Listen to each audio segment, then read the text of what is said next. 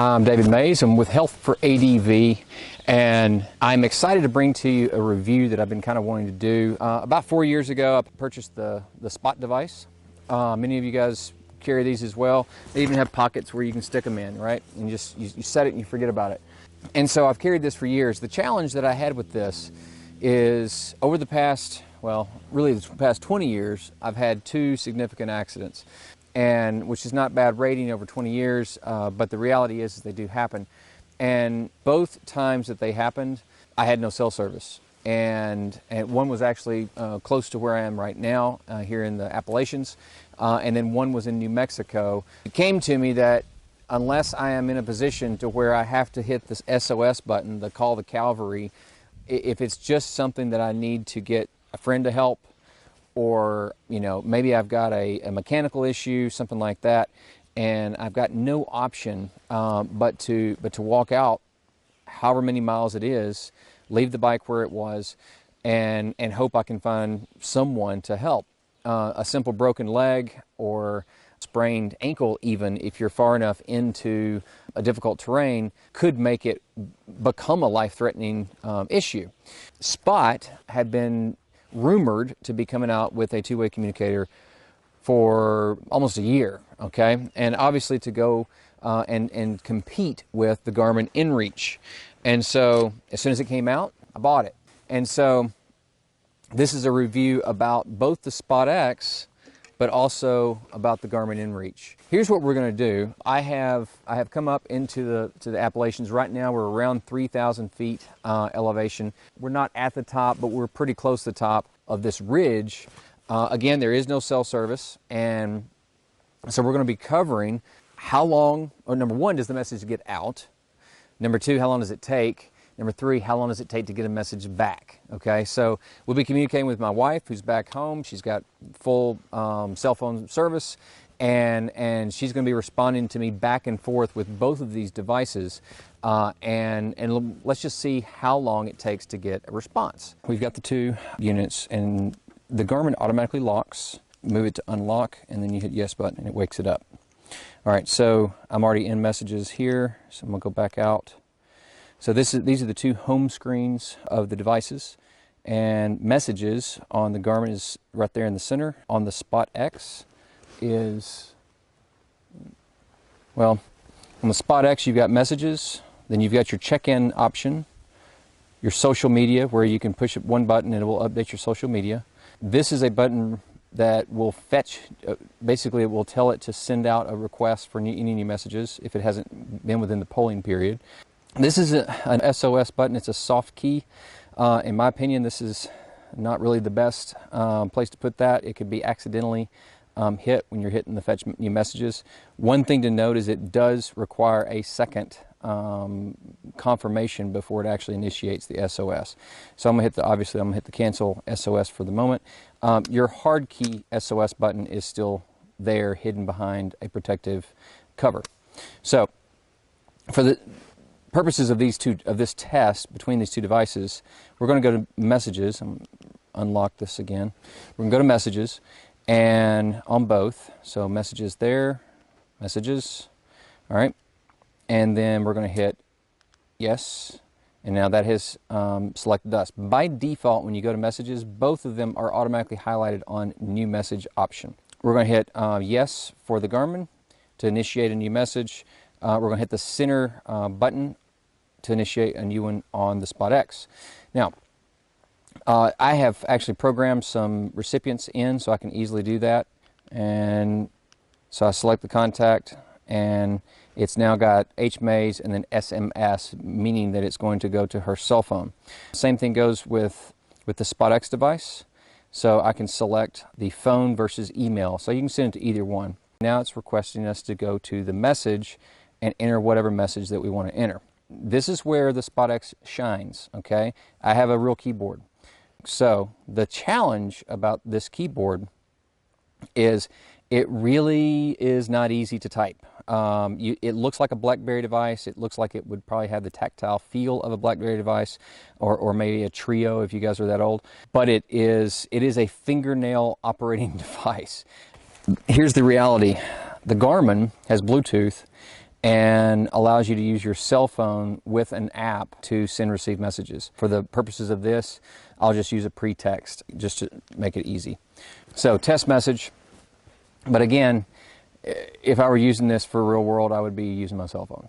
Unless my cell phone's dead, and that's what I like about that option, to be able to manually send them. Here we go as far as the test, and so I go down to done, and I go down to done, yes, and the center button.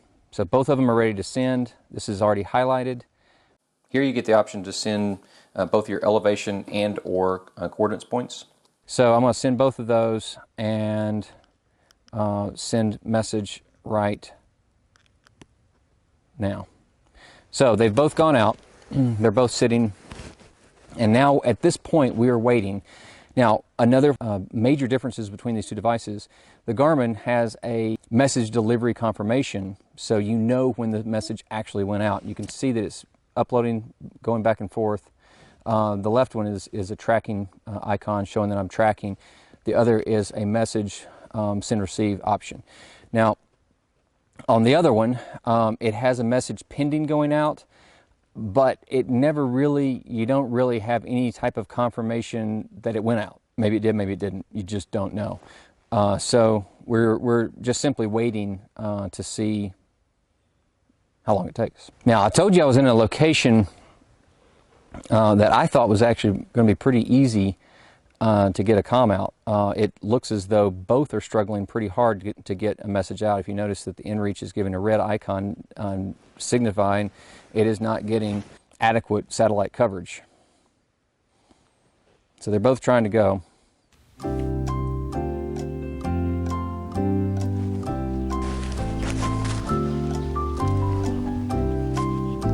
All right, so needless to say, best I can tell, neither message has gone out yet.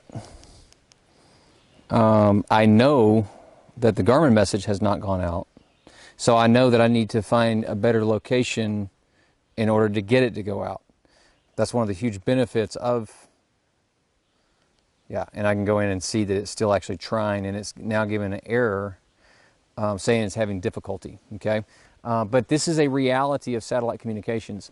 That's why the Garmin, I really like the fact that it gives me a message saying the recipient actually got the message, it got out. On the SpotX device, I really just don't know. And so I don't even know if I need to move to another location, because I could just be sitting there waiting for a message to come back and it may have never gotten there. The two devices in general, there is a massive difference in the number of satellites that they use to communicate with the outside world. This one roughly, the Garmin roughly uses around 60, whereas the SpotX device utilizes around 30. So obviously there's a lot less sky covered when you've got half as many satellites. So it doesn't take as much to lose line of sight to the satellite that you're looking to get. Okay, so this is pretty much a real world test to show sometimes it just doesn't work, right? Either one of them. And so what we're going to do is now we're going to migrate to another location and see what happens from there. All right, so here we are. I stated I'd move to a better area that had a little bit more sky coverage. This area has definitely got more sky coverage. This whole section, this direction, I can see blue sky. Section low here, I cannot. Above, I can see patchy sky through there. So much better area. Before I was able to get set up with the recording, I got a message back from my wife that stated that she has received 3 total messages from this number. So Spot device, that one never went out, okay? It didn't give me any indication that it didn't go out, but it doesn't have that capability, so I think that's important to know. So here's what we're going to do. Now that it is in a better spot, okay, better location, I am going to try to send another message to that same device. Done. I'm now going to use the app versus having to use the buttons, so just because it's so much easier.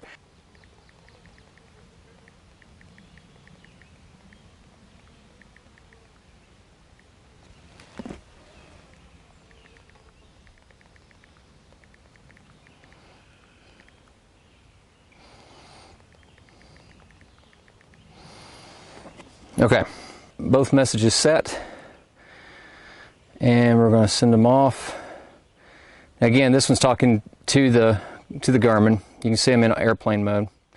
And send. Okay, so there's 2 seconds difference there. Okay, the indicator of this one shows it's gone, so it looks like it went out.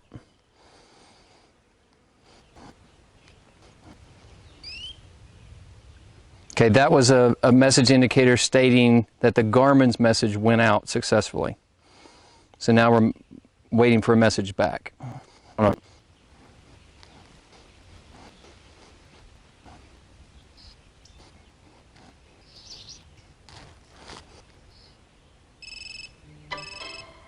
Okay, so I just got a message from the Garmin saying I got both.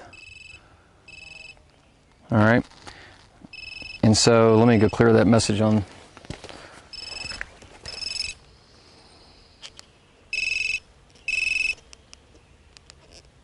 Okay. All right, again, it says she got them both.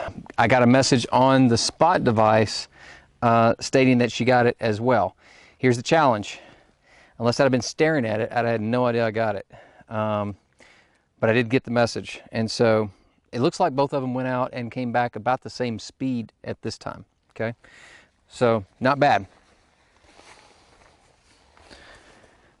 All right, so another advantage that I see the Garmin over the Spot is because I can use the cell phone, if I am in a poor coverage, I can actually hoist this thing up with a rope into the tree, and within 30 feet or so, I can still talk through Bluetooth. So if I'm in a really bad spot, bad area, and I need to get a little bit of lift, but I'd have to stay in the area that I'm in, that's actually an option. Okay, so just got a message back. No, I didn't. That's another thing. The interface on this with regard to who sent what, is that me that sent it or is it her that sent it, is a little more convoluted. It doesn't work like a nested iPhone that you would expect. On the Garmin device, you have, it literally looks like you're sending text messages. And so my messages are in blue, the sender or the recipient is in green. And so it's very easy to keep those separated. And it also has a primary messages location just like a normal cell phone. So it's very easy interface-wise to deal with that. I had asked her which message came first on this one, regrettably, and I'm still waiting on that. So I'm actually going to send her one on the Garmin, see if I can get a message from her. All right, so now I've sent out another request. I am going to hang it up on the phone just so it, or on the mirror, just so it can get hopefully a better access. Okay, that was fast. So I hit the send and it's already gone out. So that was pretty quick. And that's what I've been used to on that one. Now, I also sent it on this one as well, but I've not got a response back from her on this one. And so I'm still waiting on that. And all right, so there's a lot of differences here, and testing in the field can be quite complicated. But this is the reason that I wanted to do this, because it's easy to test in your backyard and go, oh, well, you know, I'm getting messages, this is great, so I'm pretty secure. But the reality is when you get out there and you're in sub-ideal conditions, sometimes the messages don't go out. And so for me, having the ability to know whether my message went out or not is critical. And also having 60 satellite access is going to increase my options, my chances of getting that message out in the first place. This Spot device does have its place. The SOS button and the tracking feature does work phenomenally. There have been, I just got a message back, all right, and I'm still don't have a message on this one yet. Okay, so she says, I didn't get your last message to the other one. Both came about the same time, but not sure which one was first.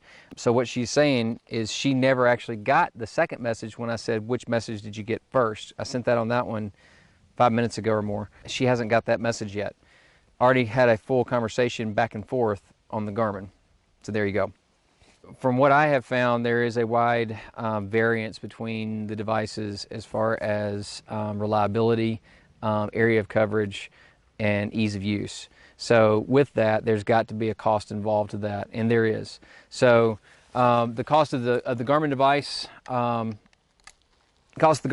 is around $400. I think I just bought mine at REI for $375. The Spot X goes for $245. Okay, so there's an initial price difference, about $100. It used to be almost $200, so they've dropped the price on the InReach probably because of this guy. All right, the second cost that you're always going to incur is a monthly cost, either an annual contract or monthly contract. There is a price difference there, and so the monthly cost for the Garmin is about $15 higher for a still limited number of messages. So I'm paying about $30-something a month for the Garmin, and I would be paying for 40 messages, unlimited canned messages. All right, I'm okay, I have no cell service, I'm going to be late. All those you can create canned messages, and you can send those all day long, no extra charge. They're unlimited. But it's the back and forth communication. Those messages do cost after you get to 40 on my plan.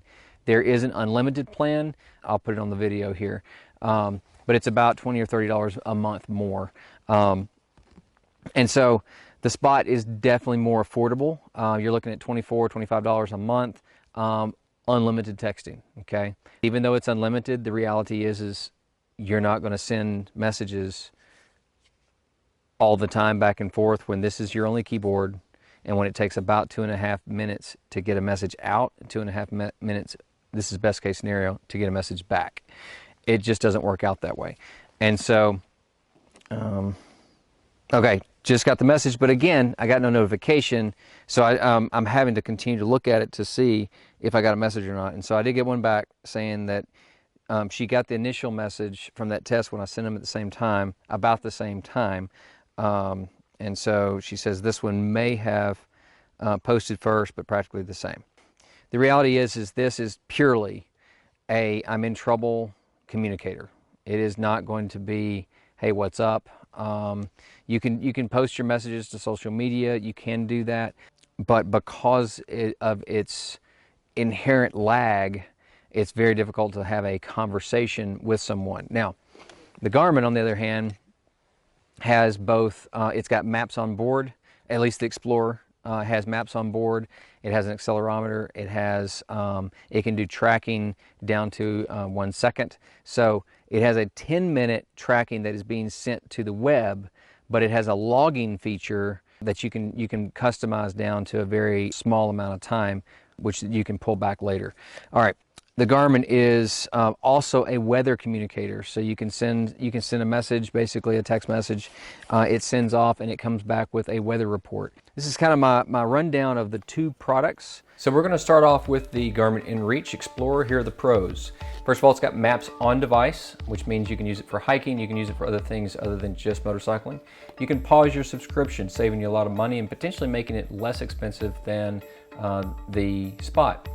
There's solid worldwide coverage, including Africa, and that is for both two-way messaging as well as SOS. You've got Bluetooth connection to the cell phone, making it a lot easier to type messages, etc. Logging feature can dump directly into Basecamp. That was a very cool feature, allows you to make trails and tracks and stuff like that. Message delivery confirmation. This guarantees that you know that the recipient got the message. Color backlit screen, fast receive of messages, integrated belt clip. The share feature for mapping, I believe, is a little more intuitive.